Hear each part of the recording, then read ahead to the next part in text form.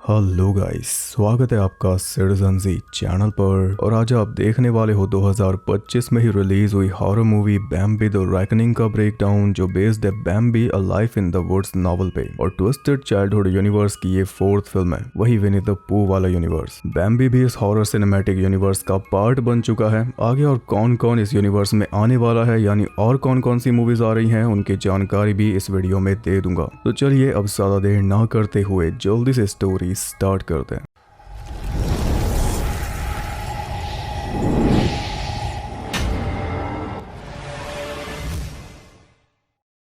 Movie वैसे start होती है जैसे इस यूनिवर्स में होती है, ड्राइंग्स के थ्रू बैक स्टोरी दिखाकर। बैम्बी नाम का एक हिरन का बच्चा था जो जंगल में अपनी माँ के साथ रहा करता था, लेकिन एक दिन एक शिकारी ने उसकी माँ को गोली मार दी। उसके बाद से बैम्बी अकेला रह गया। जंगल के खतरों से अकेले बचते हुए वो बड़ा हुआ, और बड़ा हुआ तो उसे एक साथी मिल गई। दोनों का एक बच्चा हुआ और बैम्बी अपनी फैमिली के साथ बहुत खुश था। लेकिन इंसानों ने फिर से उसके जीवन में दखल देना शुरू कर दिया, जंगल को उजाड़ कर उसकी नई फैमिली भी तबाह कर दी। एक दिन एक टॉक्सिक वेस्ट से भरा ट्रक जंगल से गुजर रहा था, जिसने बैम्बी की पार्टनर को कुचल डाला, साथ में बैम्बी को भी मारकर बेहोश कर दिया। इस सब के बीच बैम्बी का बच्चा भी उससे बिछड़ गया। ये विल्बेक्सर फार्मास्यूटिकल्स नाम की कंपनी है जिसका टॉक्सिक वेस्ट जंगल के पानी में डाला जा रहा है। जब बैम्बी जागा तो उसे फिर से वही दुख झेलना पड़ा जो उसने बचपन में झेला था। फिर वो अपने बच्चे को ढूंढने लगा और इसी बीच उसने वही टॉक्सिक वेस्ट मिला हुआ पानी पी लिया, जिसकी वजह से वो बन गया एक म्यूटेटेड मॉन्स्टर, बदला लेने के लिए तैयार। अब प्रेजेंट में 3 शिकारी उसी जंगल में पहुंचे हैं बैम्बी का शिकार करने, माइकल, टाइलर और एडी। इन्हें विल्बेक्सर कंपनी ने भेजा है। उनके टॉक्सिक वेस्ट की वजह से ऐसा कुछ हो गया है, ये बात बाहर नहीं जानी चाहिए, इसलिए बैम्बी को खत्म करना होगा।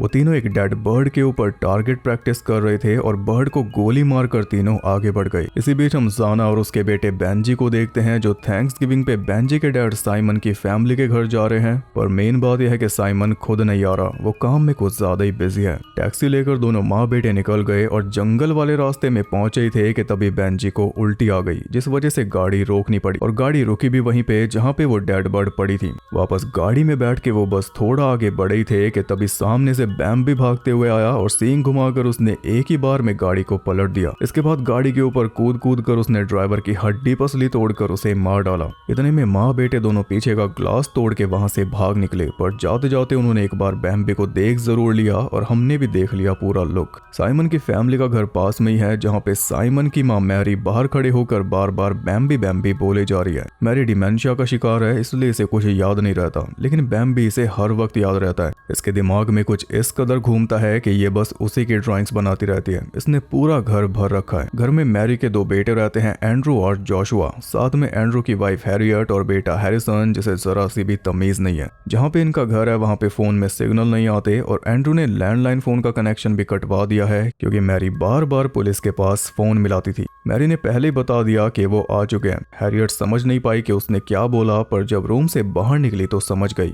साना और बेंजी आ चुके थे और इनका जो घर है वो माइकल मार्स के घर जैसा दिखता है। खैर साना ने उन सबको बता दिया कि जंगल में हमारे साथ ऐसे ऐसे हुआ। ये सुनकर जोशुआ निकल गया टैक्सी ड्राइवर की मदद करने। उसे कोई अंदाजा नहीं कि ड्राइवर कब का मर चुका है। बेंजी काफी इंजर्ड हो चुका था तो साना उसे फर्स्ट एड देने लगी। उधर वो तीनों हंटर सारी खबर विल्बेक्सर के एक खास बंदे तक पहुंचा रहे थे और रास्ते में उन्हें वही पलटी हुई टैक्सी मिल गई और टैक्सी के अंदर मिल गया साना का फोन। तीनों गोली चलाने के लिए एकदम तैयार थे। तभी झाड़ियों में कुछ हरकत हुई तो टाइलर ने सीधा गोली चला दी और वो गोली लगी जोशुआ के सर में, मौके पे ही खत्म। उनकी गलती का किसी को पता ना चले, उसके लिए जोशुआ की बॉडी को ट्रक में डालकर ले गए। इधर मैरी घर से बाहर झांक रही थी, तभी किसी ने वही डेड बर्ड उसकी तरफ फेंक के मारा और जिसने मारा वो था बैम्बी। एक ही झटके में वो तोड़ फोड़ मचाता हुआ घर के अंदर घुस आया। घर के अंदर फिट भी नहीं हो रहा था, इसलिए सब कुछ तहस नहस करता हुआ चल रहा था। घर के अंदर वो सब सेफ नहीं थे, इसलिए जल्दी से जाकर अपनी कैरावैन में बैठ गए। पीछे रह गई हैरियट, वो भी बच के बाहर निकल रही थी। तभी बैम्बी ने उसे ऐसी जगह सींग मारा कि बताना भी मुश्किल है।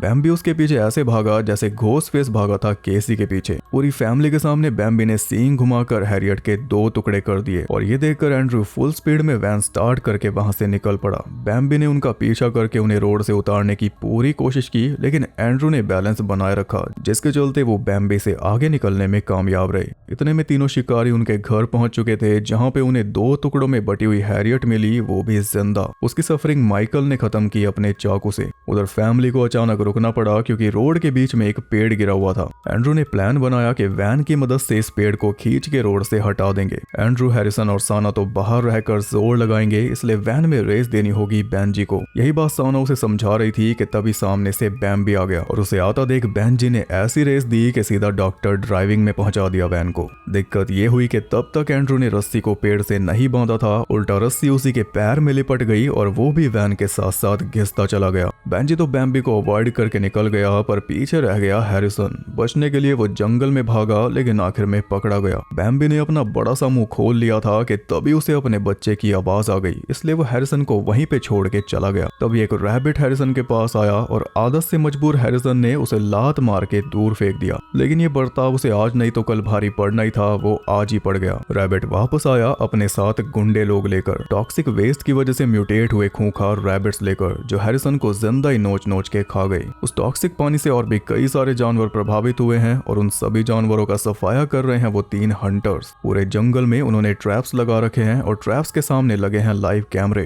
ये जो भी हैरिसन के साथ हुआ ये भी मॉनिटर पे देख लिया गया, यानी हंटर्स आते ही होंगे इसकी बॉडी कलेक्ट करने, ताकि बात फैले ना। उधर वैन का फ्यूल खत्म हुआ तब कहीं जाके वो रुकी, वरना बेंजी ने तो काम खींच दिया था पूरा। वैन रुकी तब साना ने देखा कि एंड्रू तो वैन के पीछे बंधा पड़ा है और वो इस हद तक घिस चुका है कि उसके फेस में अब कुछ बचा ही नहीं। माँ बेटा वैन से उतरे, इतने में ही मैरी जंगल में भाग गई, तो उसके पीछे इन दोनों को भी जाना पड़ा। मैरी जाके रुकी थी बैम्बी के अड्डे पर, जहाँ पे सैकड़ों इंसानी हड्डियां, कटी फटी बॉडीज, पता नहीं क्या क्या पड़ा था। वो जगह का जायजा ले ही रहे थे कि तभी बैम्बी आ गया, जिस वजह से दोनों मैरी को साथ लेकर भागे और ऐसे ही वापस रोड पर पहुंच गए, जहाँ पे उन्हें मिल गए वही शिकारी जो उन्हें ले गए अपने अड्डे पर। और रास्ते में वो वही डेड बर्ड फेंकते हुए जा रहे थे। ये तरीका है बैम्बी को अपनी तरफ लाने का। उनके अड्डे पे पहुंचकर जाना को भारी झटका लगा, क्योंकि वहां पे उन्हें मिला साइमन, उन शिकारियों का बॉस, विल्बेक्सर कंपनी का खास वर्कर जो सारा साफ सफाई का काम करवा रहा है अपनी साथी जो के साथ मिलकर। ये वो जरूरी काम था जिस वजह से ये आ नहीं पाया था। अब फैमिली खुद इसके पास आ गई, आधी फैमिली के इतने लोग मर चुके हैं, फिर भी साइमन इस सारी बात को छुपा रहा है। वो पुलिस को बताना नहीं चाहता, क्योंकि फिर कंपनी बंद होगी और सब जेल जाएंगे, यानी उसे जेल जाना पड़ेगा, इसलिए इतना रायता फैला है। और क्योंकि इतना रायता फैल चुका है इसलिए अब फर्क भी नहीं पड़ता, अब बैम्बी को मार के ही दम लेंगे। साना ने कुछ किया तो माइकल उसे भी मार देगा, ये उसने साफ बता दिया।